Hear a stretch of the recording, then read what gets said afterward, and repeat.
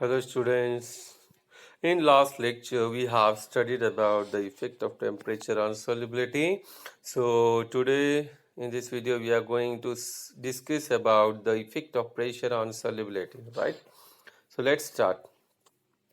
Effect of pressure on solubility. Pressure has no effect on the solubilities of solids and liquids as they are incompressible. ठीक है, क्या बोला इन्होंने कि solid और लिक्विड इन पे कोई भी असर नहीं होता, इनकी सोल्यूबिलिटी पे कोई भी असर नहीं होता प्रेशर का. ठीक है, क्यों? क्योंकि वो इनकम्प्रेसिबल होते हैं.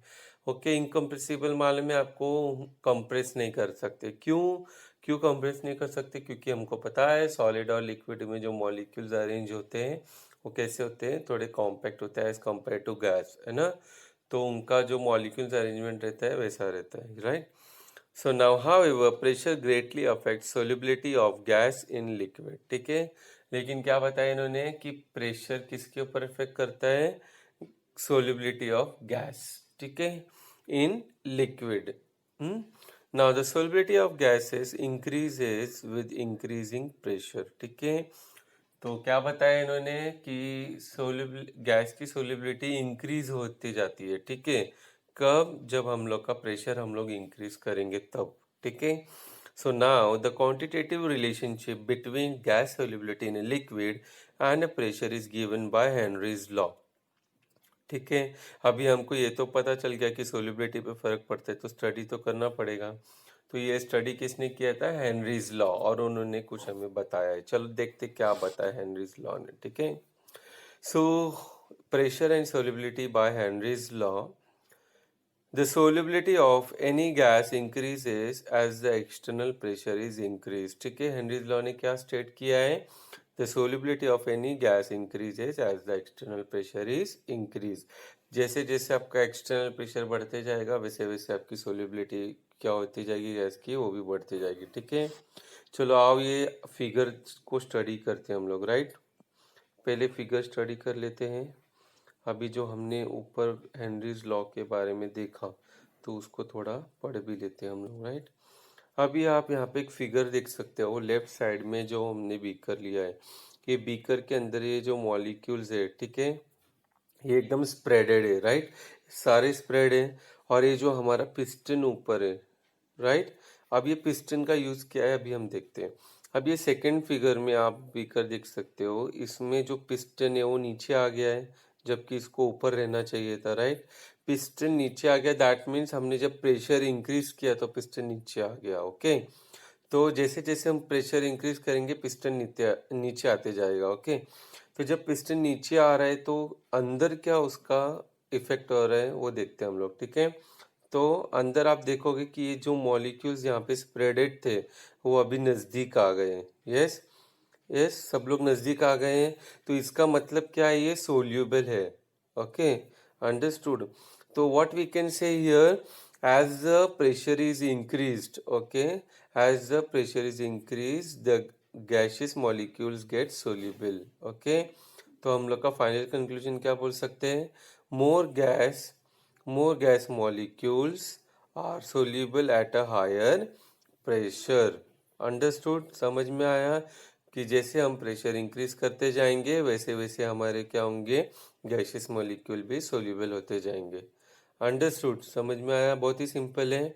अभी हम लोग आगे देखते हैं हेनरीज लॉ ने और क्या बताया हमें. यस, ये क्या है हमारा, हम लोग ने क्या किया है, हेनरीज लॉ ने जो हमको बताया है कि सोल्युबिलिटी को कैसे स्टडी करना है मैथमेटिकली, वो देखा है. ठीक है, चलो देखते हैं. Henry's law it states that the solubility of a gas in a liquid is directly proportional to the pressure of the gas over the solution. उन्होंने क्या स्टेट किया है कि हमारे जो सोल्यूबिलिटी है गैस का लिक्विड में वो डायरेक्टली प्रोपोर्शनल है किससे? प्रेशर से. And what do you mean by directly proportional? Directly proportional का मतलब ये हुआ कि अगर आपका सोल्यूबिलिटी इंक्रीज हो रहा है तो क्यों हो रहा है? क्योंकि आपने प्रेशर को इंक्रीज किया है. ओके, दैट मीन्स जितना आप प्रेशर इंक्रीज करोगे उतना ही आपका सोल्युबिलिटी भी इंक्रीज होते जाएगा. दैट मीन्स आपका सोल्युबिलिटी किसके ऊपर डिपेंड है? प्रेशर के ऊपर। तो डायरेक्टली डिपेंड है, इसलिए उसको हम लोग डायरेक्टली प्रोपोर्शनल बोलेंगे। ओके, और ये है आपकी प्रोपोर्शनलिटी साइन। ओके, नाउ अब ये प्रोपोर्शनलिटी साइन निकालना है तो हमें क्या करना पड़ेगा? कांस्टेंट लेना पड़ेगा। सो हमने यहाँ पे क्या किया? कांस्टेंट ले लिया। Okay, so that's why it becomes S equals to KHP.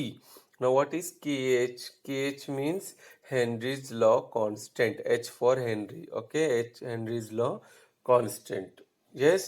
Now where S is the solubility of the gas in mole liter inverse. ठीक है, अब ये मोल लीटर इनवर्स क्या है? हमारा सोल्युबिलिटी का यूनिट है। Okay, where P is the pressure of the gas in bar. What is bar? Unit of the pressure over the solution, and kh the proportionality constant is called Henry's law constant. ठीक है, proportionality constant को ही हम लोग Henrys law constant बोलेंगे। अभी हमने यहाँ पे यूनिट देख लिया। हाँ, अभी के एच का यूनिट क्या है वो फाइंड आउट करेंगे। ओके, द यूनिट ऑफ के एच इक्वल्स टू, अभी हमने एस अपॉन पी क्यों लिखा है यहाँ पे? बिकॉज के एच क्या है हमारा? Solubility upon pressure. ओके, तो now we know the unit of solubility and pressure, so we will put the unit of solubility and pressure. तो यूनिट सोल्युबिलिटी का क्या है? मोल लीटर इनवर्स, तो वो लिख दिया। अपॉन प्रेशर का यूनिट क्या है? बार, तो बार लिख दिया। Okay, so finally it's unit become K H equals to mole litre inverse bar inverse. Okay, अगर आपको लीटर इनवर्स बार इनवर्स नहीं लिखना है तो आप दूसरी तरीके से भी लिख सकते हो कि H equals to mole upon litre bar. ठीक है, नाउ व्हेन एक कंडीशन दी है यहाँ पे, when pressure equals to 1 bar K H equals to S. इसका मतलब क्या हुआ कि अगर आपने प्रेशर 1 बार रखा है तो आपका Henry's constant law that is K H will be equal to S that is your solubility. ठीक है, कि आपका सोल्युबिलिटी और हेनरीज लॉ कांस्टेंट दोनों इक्वल हो जाएगा। Yes, this K H is the solubility of the gas in the liquid when its pressure over the solution is 1 bar. Understood? समझ में आ गया? चलो आगे देखते हैं। Now exceptions to Henry's law. अभी हेनरीज लॉ ने क्या स्टेट किया था हमें पीछे? What was the statement given by him कि हर एक गैस का सोल्युबिलिटी इंक्रीज होते जाता है जैसे जैसे हमारा ये प्रेशर इंक्रीज होते जाता है। ओके, तो लेकिन यहाँ पे एक्सेप्शन है। क्या? अमोनिया और कार्बन डाइऑक्साइड बोलते हैं हेनरीज को कि हम आपको फॉलो नहीं करेंगे। ठीक है, क्यों? उनकी सोल्युबिलिटी बहुत हाई है। तो वही देखते हैं हम लोग। ठीक है, gases like ammonia and carbon dioxide do not obey Henry's law, है ना? वो नहीं मानते हेनरी लॉ को, उनका झगड़ा हो गया उनसे। Yes, and the reason is that this gases react with the water. क्यों? उनका जो नेचर वो अलग है। क्या है कि वाटर के साथ इजीली रिएक्ट करते हैं। Right, so ammonia plus water gives you ammonium ion and hydroxide ion. ठीक है, क्या बताया इन्होंने? जो अमोनिया और जब रिएक्ट करता है वाटर के साथ आपको अमोनियम आयन और हाइड्रोक्सिल आयन मिलता है। राइट, एंड कार्बन डाइऑक्साइड जब वाटर के साथ रिएक्ट करता है आपको एक प्रोडक्ट मिलता है। Right, so now because of this reaction ammonia and carbon dioxide gases have higher solubilities than expected by Henry's law। ठीक है, अभी इनकी अमोनिया और कार्बन डाइऑक्साइड की सोल्युबिलिटी इतनी हाई है जो हेनरीज लॉ ने एक्सपेक्ट भी नहीं किया था। ओके, इसलिए उन्होंने इनको क्या किया? हेनरीज लॉ ने इनको एक्सेप्शन में रख दिया।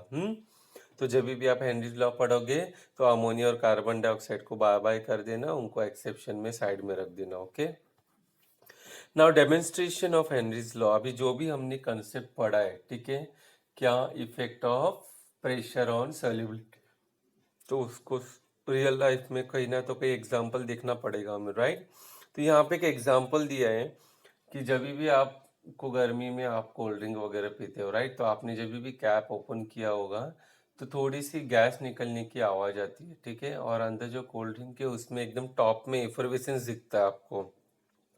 तो अभी वो क्यों दिखता है वो डिस्कस करेंगे हम लोग इसी कंसेप्ट के बेस पे। ओके, तो अभी क्या होता है, जो आपका कोल्ड ड्रिंक का बॉटल रहता है उसमें आपका क्या रहता है? जो कोल्ड ड्रिंक भरी रहती है उसके अलावा उसमें क्या होता है, हम लोग हाई प्रेशर से कार्बन डाइऑक्साइड भरते हैं। ओके, तो इतना भरते हैं कि उसका जो कैपेसिटी है, ठीक है, सोल्यूबिलिटी है, उसको एक्सटेंड करते हैं हम लोग, ठीक है। फॉर एग्जांपल कार्बन डाइऑक्साइड की जो भी सोल्यूबिलिटी है उससे हम लोग क्या करते हैं, ज़्यादा उसको भर देते हैं प्रेशराइज करके, ठीक है। तो उससे क्या होता है, हमारा जो कोल्ड ड्रिंक रहता है वो सेफ रहता है, और जब आप कैप ओपन करते हो जो एक्सेस में कार्बन डाइऑक्साइड रहता है वो बाहर निकल जाता है। ओके, तो जब वो बाहर निकलता है तो हमको इफरवेसेंस दिखाई देता है और आवाज भी आती है, राइट ना। बिफोर सीलिंग, अभी देखते क्या बताया इन्होंने। Before ceiling the bottle of soft drink, it is pressurized with a mixture of air, carbon dioxide saturated with the water vapor. Hmm? Now, because of high partial pressure of carbon dioxide, its amount dissolved in a soft drink is higher than the solubility of carbon dioxide under a normal condition. ठीक है, समझ में आया? Now, when the bottle of soft drink is opened, excess dissolved carbon dioxide comes out with the effervescence. ठीक है, समझ में आया क्या बोला इन्होंने? जब बॉटल ओपन किया तो क्या हुआ, जो एक्सेस में कार्बन डाइऑक्साइड है वो बाहर निकलता है और वो हमको एफरवेसेंस में दिखाई देता है। In form of effervescence we can C.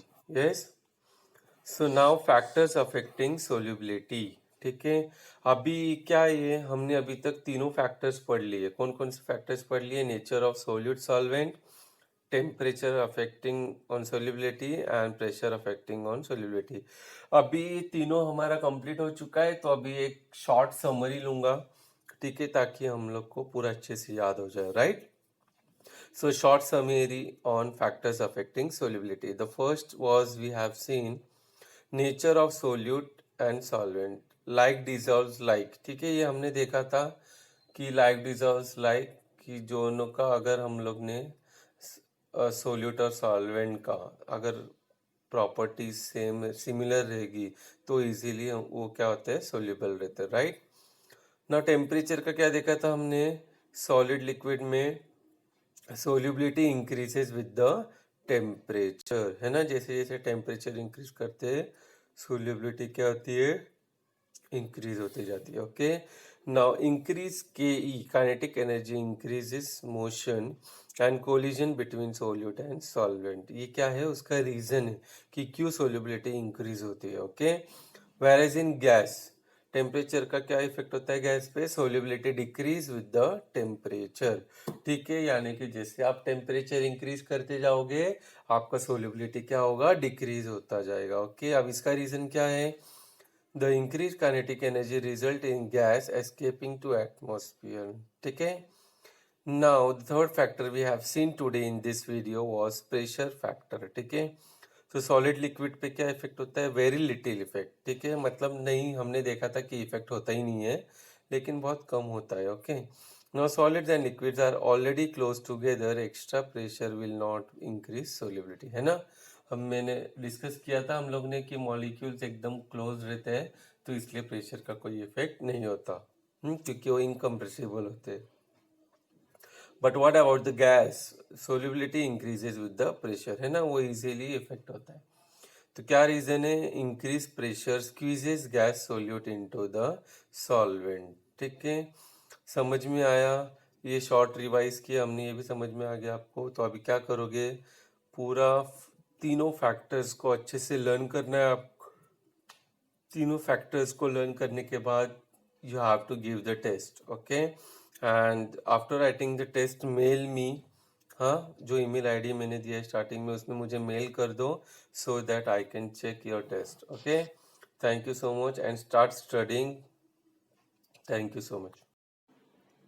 So students, अगर आपको वीडियोस समझ में आ रहा है, पसंद आ रहा है, तो आप उसे लाइक कर सकते हो और सब्सक्राइब कर सकते हो। लाइक इसलिए करना है ताकि मुझे पता चले, और सब्सक्राइब इसलिए ताकि आपको अनइंटरप्टेड सारे लेक्चर्स आगे के अपने आप ही मिलते रहे नोटिफिकेशन के थ्रू। ओके, एंड अगर आपको कुछ पूछना है तो आप कमेंट बॉक्स पे भी लिख के मुझे पूछ सकते हो या ईमेल भी कर सकते हो। Okay, thank you so much, stay blessed, God bless you.